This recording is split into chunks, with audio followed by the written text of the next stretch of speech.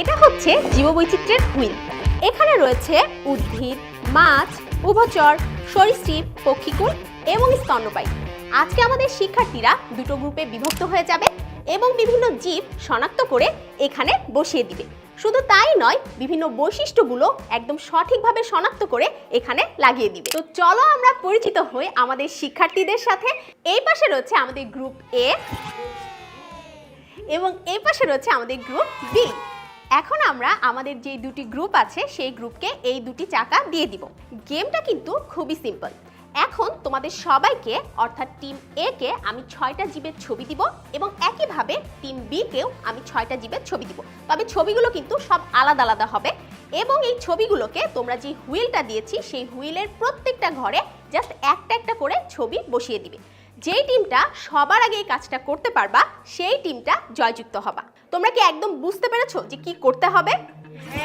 তোমাদের সময় শুরু হচ্ছে এখন থেকে।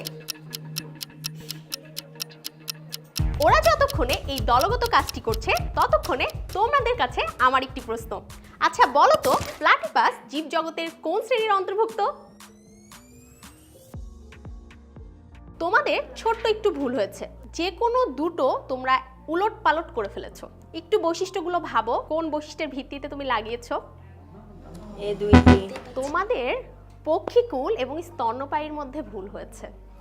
তোমরা বাদুড়কে পক্ষীকুল মনে করেছো, কিন্তু বাদুড় আসলে পক্ষীকুল না। বাদুড় কিন্তু একটা স্তন্যপায়ীর উদাহরণ এবং পেঙ্গুইন পক্ষীকুলের উদাহরণ।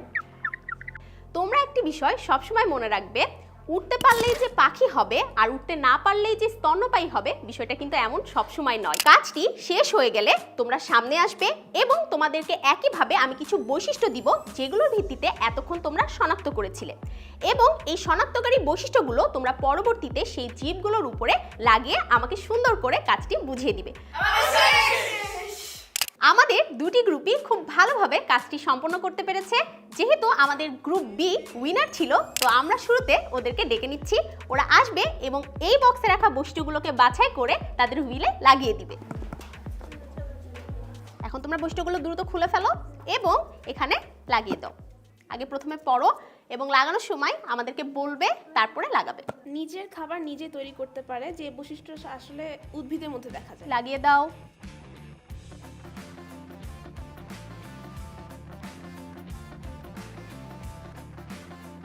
আমাদের গ্রুপ বি খুব চমৎকারভাবে বৈশিষ্ট্যগুলো লাগাতে পেরেছে। আমরা এক পলক দেখে নিই যে ওরা কি কি বৈশিষ্ট্যগুলো লাগালো। ওরা প্রথমে উদ্ভিদে লাগিয়েছে নিজের খাবার নিজে তৈরি করতে পারে। এরপরে মাছে লাগিয়েছে ফুলকা দিয়ে শ্বাস নেয়। এবার উভচরে লাগিয়েছে ত্বক নরম ও ভেজা এবং পায়ে আঙ্গুল আছে, যেমনটা আমরা দেখতে পাচ্ছি। এবার আমরা দেখছি সরীসৃপ, যেখানে ওরা লাগিয়েছে ত্বক শুষ্ক ও শরীর থেকে খোলস ফেলে দেয়। এরপরে পক্ষীকুল, যেখানে লাগিয়েছে হাড় ফাঁপা হওয়ায় এরা উঠতে পারে। এবং সর্বশেষ স্তন্যপায়ী, এরা সরাসরি বাচ্চা প্রসব করে এবং কোনো ডিম পারে না। এবার আসবে আমাদের গ্রুপ এ। চলে আসো তোমরা। এবার তোমাদেরকে আমি বৈশিষ্ট্যগুলো দিয়ে দিচ্ছি। জলে ও ডাঙায় উভয় জায়গায় বাস করে। এই বৈশিষ্ট্য আমরা উভচর প্রাণীর মধ্যে দেখতে পাই। গ্রুপ এ কে অনেক অনেক অভিনন্দন কাজটি সঠিকভাবে করার জন্য।